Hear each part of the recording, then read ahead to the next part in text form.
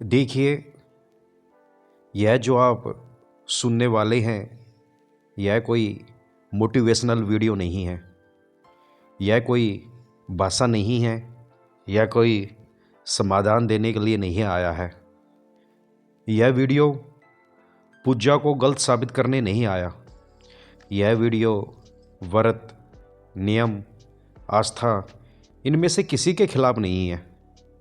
अगर आप यह सोचकर आए हैं कि कोई नई विधि मिल जाएगी, कोई ऐसा तरीका मिल जाएगा जिससे जीवन बदल जाए, तो यह वीडियो आपके काम का नहीं है।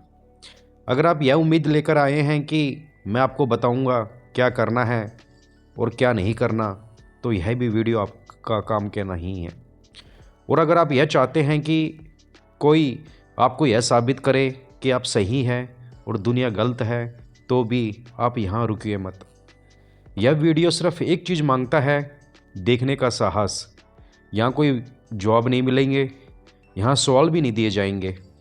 यहाँ बस जो है उसे वैसे ही देखने का आमंत्रण है। इसलिए मैं आपसे यही कहूँगा, अगर आप जवाब चाहते हैं तो इसे मत सुनिए। अगर आप जीवन बदलना चाहते हैं तो भी इसे मत सुनिए। लेकिन अगर आप सिर्फ सच को जैसा है वैसा देखने के लिए तैयार हैं, बिना उसे बदलने की कोशिश किए, तो फिर आप सही जगह पर हैं। इस वीडियो को चलते फिरते मत सुनिए, काम करते हुए मत सुनिए, इसे बैकग्राउंड में मत चलाइए। यह सुनना नहीं है, यह ठहरना है। रात का समय सबसे उपयुक्त होता है, जब बाहर का शोर अपने काम कम हो जाता है, जब मन थोड़ा थक चुका होता है और बाहर का शोर जब अपने आप कम हो जाता है। क्योंकि यह बात दिमाग से नहीं समझी जाती, यह बात तब उतरती है जब मन थोड़ा शांत होता है। और एक बात बहुत साफ समझ लीजिए, यह वीडियो आपको अच्छा महसूस कराने नहीं आया, यह आपको आश्वासन देने नहीं आया, यह आपको आपसे मिलवाने आया है। इसलिए कुछ भी बदलने की कोशिश मत करना। पूजा छोड़ने की ज़रूरत नहीं, व्रत तोड़ने की ज़रूरत नहीं, आस्था पर सवाल खड़ा करने की भी ज़रूरत नहीं। बस जो है उसे देखने दीजिए। और अगर इस दौरान मन असहज हो, चिढ़े, बचाव करे, तो समझिए यही सही जगह है। क्योंकि जहाँ मन अपने तरफ को खो देता है, वहीं से देखना शुरू होता है। अब अगर आप यहाँ तक रुके हैं तो शायद आप तैयार हैं। अब जरा अपने भीतर ईमानदारी से देखिए। आप पूजा करते हैं, नियम से करते हैं, समय निकाल कर करते हैं, पूरे मन से करने की कोशिश करते हैं, फिर भी मन शांत नहीं है। आप व्रत रखते हैं, शरीर को कष्ट देते हैं, कभी उपवास, कभी संयम, कभी त्याग, फिर भी जीवन हल्का नहीं हुआ। आप मंदिर जाते हैं, प्रार्थना करते हैं, नाम जपते हैं, दीप जलाते हैं, फिर भी भीतर कहीं एक बोझ बना रहता है। और यह बात आप किसी से कहते नहीं, क्योंकि कहने में डर लगता है। डर लगता है कि कई लोग यह न समझ ले कि आपकी आस्था कमज़ोर है। डर लगता है कि कहीं यह न लगे कि आप श्रद्धा पर सवाल उठा रहे हैं। तो आप मुस्कुरा देते हैं, सब ठीक है कह देते हैं। लेकिन अकेले में जब कोई नहीं देख रहा होता, तब यह सवाल खुद ब खुद उठता है, मैं इतना सब कर रहा हूँ, फिर भी मैं परेशान क्यों हूँ? और यह सवाल छोटा नहीं है, यह बहुत गहरा है। यह सवाल पूजा के खिलाफ नहीं है, यह सवाल ईश्वर के खिलाफ नहीं है, यह सवाल आपके अनुभव से निकल रहा है। क्योंकि अगर पूजा सच में भीतर तक उतर रही होती, तो मन इतना अशांत क्यों होता? अगर व्रत सच में शुद्ध कर रहे होते, तो जीवन इतना भारी क्यों लगता? और यही एक अजीब सी पीड़ा जन्म लेती है।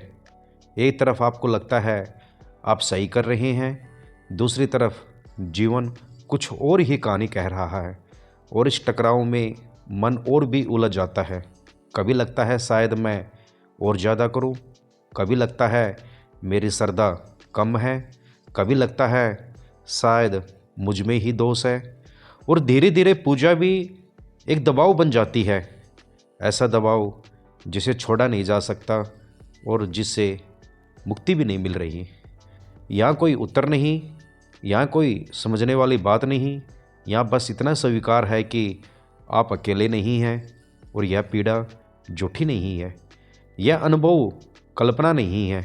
इसे दबाने की ज़रूरत नहीं है, इसे सजाने की ज़रूरत नहीं है, बस इसे जैसा है वैसा देखने दीजिए। क्योंकि जब तक हम अपनी सच्ची स्थिति को ईमानदारी से नहीं देखते तब तक कुछ भी वास्तव में नहीं खुलता। बस यहीं थोड़ा रुकिए। हम बचपन से एक ही ढंग में जीना सीखते हैं, करो तो मिलेगा, ना करो तो नहीं मिलेगा, पढ़ो तो पास हो जाओगे, काम करो तो पैसे आएंगे, मेहनत करो तो फल मिलेगा। यह जीवन की व्यवहारिक समझ है और इसमें कोई गलती नहीं है। लेकिन यहीं से एक आदत बन जाती है, हर चीज़ करने की भाषा में समझे जाने लगती है। और जब पूजा जीवन में आती है तो वह भी इसी सूची में बैठ जाती है। सुबह उठे, स्नान किया, दीप जलाया, मंत्र बोले, प्रणाम किया, मन में कहीं एक बहुत सूक्ष्म सी रेखांकन बनता है। मैंने किया, और जब मैंने किया तो अब कुछ होना चाहिए, शांति मिलनी चाहिए, दुख कम होना चाहिए, जीवन सुधरना चाहिए। यह सोच खुलकर नहीं आती, यह शब्दों में नहीं होती, लेकिन भीतर भीतर यह गणना चलती रहती है। कितने दिन से मैं कर रहा हूँ, कितनी श्रद्धा से कर रहा हूँ, कितना नियम निभा रहा हूँ, और जब जीवन वैसा नहीं बदलता जैसा मन ने सोचा था तो उलझन पैदा होती है। मैंने सब किया फिर भी कुछ नहीं बदला, और यह उलझन पूजा की वजह से नहीं, यह उलझन करने की आदत की वजह से है। क्योंकि जहाँ करना होता है वहाँ करने वाला भी होता है, और जहाँ करने वाला होता है वहाँ अपेक्षा भी होती है, और अपेक्षा जब पूरी नहीं होती तो दुख जन्म लेता है, और धीरे धीरे पूजा भी एक सौदे जैसी लगने लगती है। मैं दूंगा तो मुझे मिलेगा, और यह सौदा किसी मंदिर ने नहीं सिखाया, किसी शास्त्र ने नहीं सिखाया, यह सौदा मन की आदत है। यहीं से असली उलझन जन्म लेती है, क्योंकि जो चीज़ होने से जुड़ी थी वह करने में बदल गई, और जहाँ करना है वहाँ थकान भी है, वहाँ माप तोल भी है, वहाँ असफलता का डर भी है। तो पूजा करते हुए भी मन आराम नहीं करता, वह अभी भी कुछ पाने में लगा रहता है। बस इसे ध्यान से देखिए, बदलने की ज़रूरत नहीं, छोड़ने की ज़रूरत नहीं, सिर्फ देखिए कि कब पूजा होने से करने में बदल गई। मन का काम समझना नहीं होता, मन का काम सुरक्षित रखना होता है। यह बात हम अक्सर भूल जाते हैं। मन सच नहीं ढूंढता, मन सुकून ढूंढता है, और सुकून उसे वहाँ मिलता है जहाँ सब जाना पहचाना हो। नियम, दोहराव, एक तय ढांचा। इसलिए जब पूजा जीवन में आती है तो मन उसे भी सुरक्षा की तरह पकड़ लेता है, एक ढाल की तरह। अगर मैं रोज़ यहीं करूँ तो कुछ गलत नहीं होगा, अगर मैं यह नियम निभाऊँ तो ईश्वर नाराज़ नहीं होंगे, अगर मैं यह न छोड़ूँ तो जीवन बिखरेगा नहीं।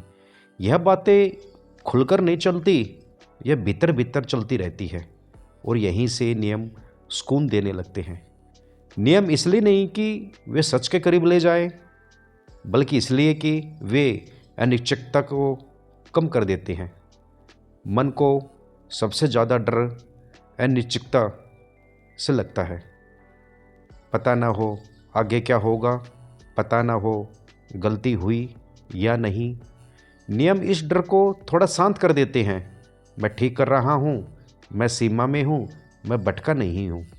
धीरे धीरे यही सुकून अनुशासन बन जाता है। लेकिन यह अनुशासन प्रेम से नहीं आता, यह डर से आता है। डर कि अगर न किया गया तो कुछ बिगड़ जाएगा। डर कि अगर छूट गया तो दंड मिलेगा। डर कि अगर सवाल उठाया तो पाप हो जाएगा। और जब डर अनुशासन बनता है तो मन कठोर होने लगता है।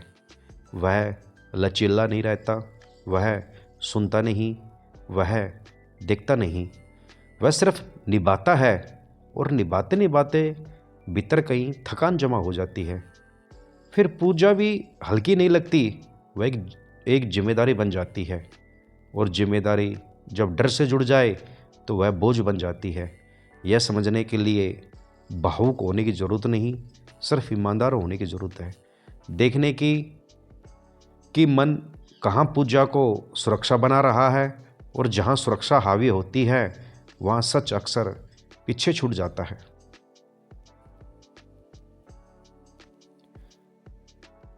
अब बात करते हैं उम्मीद।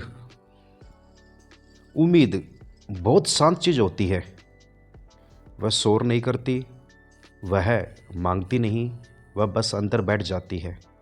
पूजा करते समय अक्सर कोई शब्द नहीं होते, कोई साफ मांग नहीं होती, फिर भी कहीं भीतर एक धागा बंध जाता है। मैं कर रहा हूँ तो कुछ तो बदलेगा, मैं देख रहा हूँ तो कुछ तो मिलेगा। यह सोचना जानबूझकर नहीं होता, यह अपने आप होता है। यहीं सबसे सूक्ष्म उलझन जन्म लेती है। पूजा भगवान को बदलने नहीं आती, लेकिन हम अपने भीतर एक उम्मीद बांध लेते हैं कि जीवन नरम होगा, कि दुख कम होगा, कि परिस्थितियाँ साथ देगी।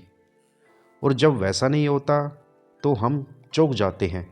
हमने तो कुछ गलत नहीं किया था, हमने तो नियम निभाए थे, हमने तो आस्था रखी थी, फिर यह क्यों हो रहा है। यहीं से दुख धीरे धीरे दोष में बदलने लगता है। और दोष किस पर डाला जाए, यह सवाल उठता है। सीधे सीधे भगवान पर नहीं, लेकिन जीवन पर, भाग्य पर, कभी कभी आस्था पर ही। भगत यहीं परेशान बनता है। इसलिए नहीं कि भगवान दूर है, बल्कि इसलिए कि उम्मीद बहुत पास आ गई थी। जब उम्मीद टूटती है तो दर्द भगवान का नहीं लगता, दर्द अपने भीतर खोए हुए भरोसे का होता है। और यह भरोसा ईश्वर से नहीं टूटा, यह भरोसा उस सौदे से टूटा जो अनजाने में हमारे मन के भीतर बना लिया था। पूजा यह सौदा नहीं मांगती, लेकिन मन उसे सौदा बना लेता है। और जब सौदा चलता नहीं तो मन थक जाता है। यहीं से भक्ति भारी हो जाती है, यहीं से श्रद्धा कढ़ावट घुल जाती है, और यहीं से यह प्रश्न जन्म लेता है जो अक्सर बोला नहीं जाता। मैं पूजा करता हूँ फिर भी इतना परेशान क्यों हूँ। यह प्रश्न गलत नहीं है, लेकिन इसका उत्तर बाहर नहीं, यह उसी जगह छुपा है जहाँ उम्मीद चुपचाप बंदी थी। अब शास्त्र की दृष्टि से समझने की कोशिश करते हैं। जब शास्त्रों की बात होती है तो अक्सर लोग सावधान हो जाते हैं। जैसे कोई भारी चीज़ आने वाली हो, जैसे कुछ मानना पड़ेगा, कुछ मान्य करना पड़ेगा। लेकिन शास्त्र ऐसे नहीं उतरे थे। वे ज्ञान थोपने नहीं आए थे, वे देखने की आँख देने आए थे। शास्त्रों में धर्म कभी नियमों का ढेर नहीं था। धर्म एक सरल प्रश्न था, मैं जीवन को किस तरह जी रहा हूँ। धर्म धारण करने की बात थी। जो तुम्हें बाहरी करे वह धर्म नहीं, जो तुम्हें डर में रखे वह धर्म नहीं, जो तुम्हें खुद से दूर ले जाए वह धर्म नहीं। शास्त्र कहीं यह नहीं कहते कि डर के बिना जीवन नहीं चलेगा। वे यह दिखाते हैं कि डर अविद्या से पैदा होता है, और अविद्या अज्ञान नहीं है, अविद्या गलत पहचान है। मैं क्या हूँ इसकी भूल, जब मैं खुद को मन मान लेता हूँ तो डर स्वाभाविक हो जाता है। जब मैं खुद को करने वाला मान लेता हूँ तो फल की चिंता आ जाती है। शास्त्र यह नहीं कहते कि पूजा मत करो, वे पूछते हैं तुम पूजा में कौन हो, डर से भरा मन या सच को देखने वाला। धर्म यह नहीं था कि तुम कितनी बार झुको, धर्म यह था कि तुम भीतर कहाँ झुक रहे हो। समय के साथ धर्म दृष्टि से व्यवहार बन गया और व्यवहार पहचान बन गया। मैं धार्मिक हूँ, मैं सही हूँ, मैं सुरक्षित हूँ। यही धर्म देखने की जगह ढाल बन गया। और जब धर्म ढाल बनता है तो अंधापन जन्म लेता है। यह अंधापन आस्था से नहीं आता, यह आस्था के सहारे मन की सुरक्षा से आता है। शास्त्र यह सुरक्षा नहीं देते, वे यह जोखिम देते हैं खुद को बिना ढाल देख लेने का। इसलिए शास्त्र असुविधाजनक लगते हैं। वे तोड़ते नहीं, वे हिलाते हैं। और जब हिलता है तो कुछ गिरता नहीं, बस दृष्टि थोड़ी साफ होने लगती है। यही धर्म फिर से डर से अलग दिखने लगता है।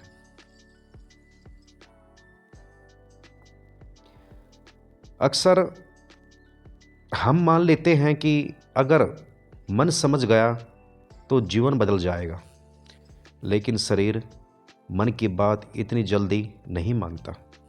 शरीर तर्क नहीं जानता, वह अनुभव जानता है। इसलिए कई बार पूजा के बाद भी शरीर ढीला नहीं होता। माथा झुका होता है लेकिन कंधे कसे रहते हैं। मंत्र चल रहा होता है लेकिन सांस उथली होती है। ऊपर श्रद्धा का दृश्य होता है और भीतर तनाव की लहरें चल रही होती है। व्रत के बाद भी चिड़चिड़ापन रह जाता है, थकान बढ़ जाती है और मन पूछता है मैं तो बस कर रहा हूँ, फिर यह बेचैनी क्यों। यहाँ कोई गलती नहीं है, बस एक गलतफहमी है। हम समझते हैं कि परिवर्तन विचार से शुरू होता है, लेकिन जीवन ऊर्जा से चलता है। शरीर ऊर्जा का पहला मैदान है। अगर पूजा शरीर में और कसाव ले आए तो ऊर्जा नहीं खुल रही। अगर व्रत शरीर को सुनने की जगह जबरदस्ती में डाल दे तो ऊर्जा सिकुड़ जाती है। ऊर्जा डर से नहीं खुलती, ऊर्जा दबाव से नहीं बहती, ऊर्जा सुनने से बदलती है। जब पूजा कर्तव्य बन जाती है तो शरीर उसे बोझ की तरह लेता है। जब व्रत अपने आप को साबित करने का साधन बनता है तो शरीर संघर्ष में चला जाता है। शरीर झूठ नहीं बोलता। अगर भीतर डर है तो शरीर कसा हुआ होगा, अगर भीतर उम्मीद है तो शरीर बेचैन रहेगा।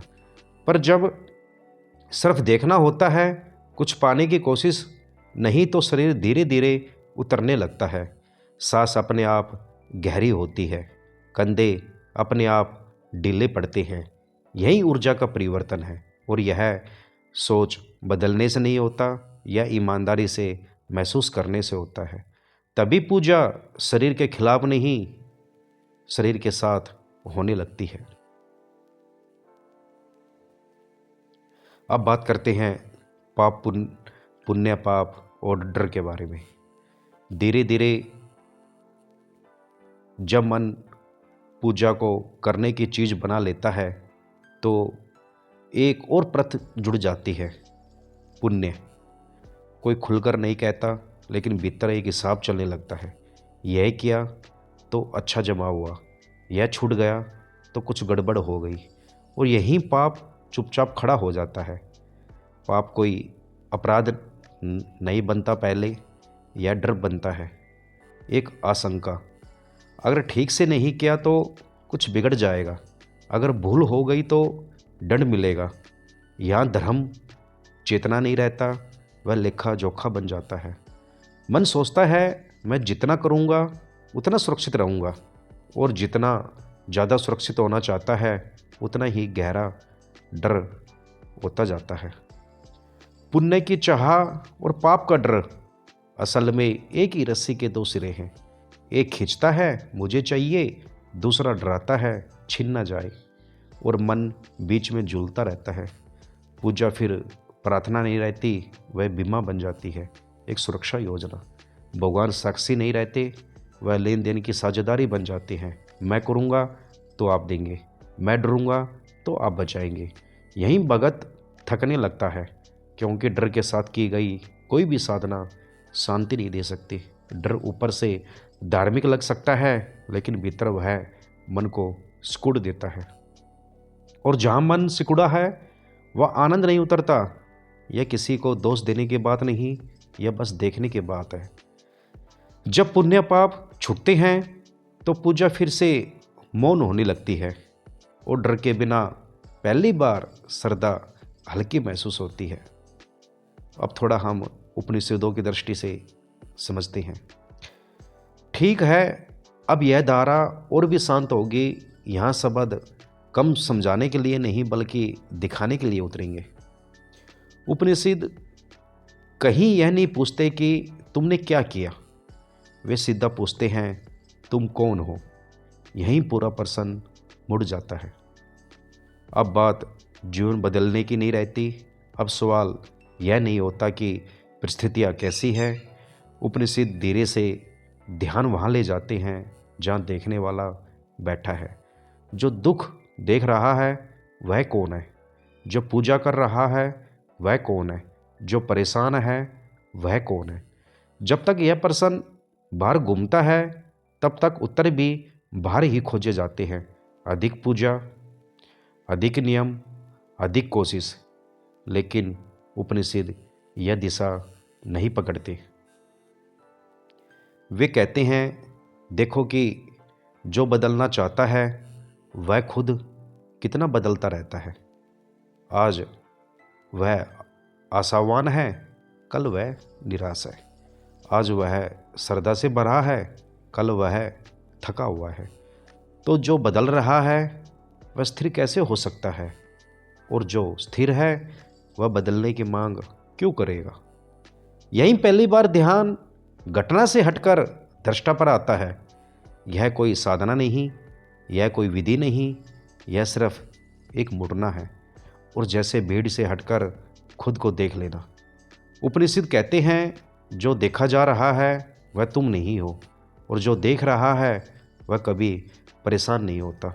यह बात मन को शांत नहीं करती, यह मन को चुप कर देती है। यहीं भगत पहली बार कुछ पाने के लिए नहीं बल्कि कुछ समझने के लिए रुकता है, और यहीं से पूजा फिर से हल्का होने लगती है। अब यहाँ कुछ कहने की जल्दी नहीं होगी, क्योंकि जिसे बदलना था वह थक चुका है। इतनी कोशिशों के बाद, इतनी पूजा के बाद, इतनी अपेक्षाओं के बाद मन पहली बार कुछ करने से रुकता है। यह रुकना हार नहीं है, यह थकान से पैदा हुआ ठहराव भी नहीं है। यह बस ज़बरदस्ती से के हट जाने जैसा है। अब कोई सुधारने नहीं बैठा, कोई ठीक करने नहीं लगा, कोई खुद को दोष नहीं दे रहा। और यही सबसे बड़ा बदलाव है। जब मन कुछ बनने की जिद छोड़ देता है तो जीवन बिना सजावट के दिखने लगता है। दुख अब कहानी नहीं बनाता, सुख अब पकड़ने की चीज़ नहीं रहता, पूजा अब साधन नहीं लगती, व्रत अब दबाव नहीं बनते। सब जैसा है वैसा दिखने लगता है। और अजीब बात यह है कि जब कुछ नहीं बदला तभी सब कुछ अलग महसूस होने लगता है, क्योंकि अब देखने वाला किसी परिणाम के प्रतीक्षा में नहीं है। अब जीवन एक समस्या नहीं रहा जिसे हल करना है, वह बस घट रहा है, और उसी घटने में एक शांति है जिसे पाया नहीं जा सकता, क्योंकि वह कभी खोई ही नहीं थी। यहाँ कुछ ऊंचा नहीं कहा जाएगा, कुछ असाधारण भी नहीं, क्योंकि साधना कभी आसमान में नहीं होती, वह यही होती है जहाँ आप रोज जीते हैं, जहाँ आप बोलते हैं और जानते हैं कि सच नहीं बोल रहे, जहाँ आप मुस्कुराते हैं और भीतर थकान छुपी होती है, जहाँ आप सही दिखना चाहते हैं लेकिन साफ नहीं रह पाते। यही साधना उतरती है, न मंदिर में, न जंगल में, न किसी विशेष अवस्था में, बल्कि छोटे से साहस में कि आज मैं झूठ नहीं जीऊँगा। किसी को दिखाने के लिए नहीं, किसी भगवान के डर से नहीं, बस क्योंकि झूठ अब भारी लगने लगा है। यह ईमानदारी न कोई आदर्श बनाती है, न कोई पहचान, यह बस जीवन को थोड़ा हल्का कर देती है। और जब जीवन हल्का होता है तो ध्यान अपने आप गहरा होने लगता है। यहाँ कोई ऊंचाई नहीं है, कोई उड़ान नहीं है, बस पैर जमीन पर है और शायद यही सबसे बड़ी साधना है। अब यहाँ शब्द अपने आप पीछे हटने लगेंगे। आप कुछ समझाने की कोशिश नहीं करेंगे, कुछ पकड़ने को नहीं देंगे, कोई निष्कर्ष नहीं थोपेंगे, बस उपस्थित रहेंगे, जैसे कोई पास बैठा हो और कुछ कहने की जरूरत ही ना पड़े। यह मौन खाली नहीं होगा, यह बोझिल भी नहीं होगा, यह वह मौन होगा जिसमें मन के पहली बार कुछ साबित नहीं करना पड़ेगा, न भगत बनकर, न ज्ञानी बनकर, न साधक बनकर, बस मनुष्य होकर। यह वीडियो धीरे धीरे आपसे अलग होने लगेगी।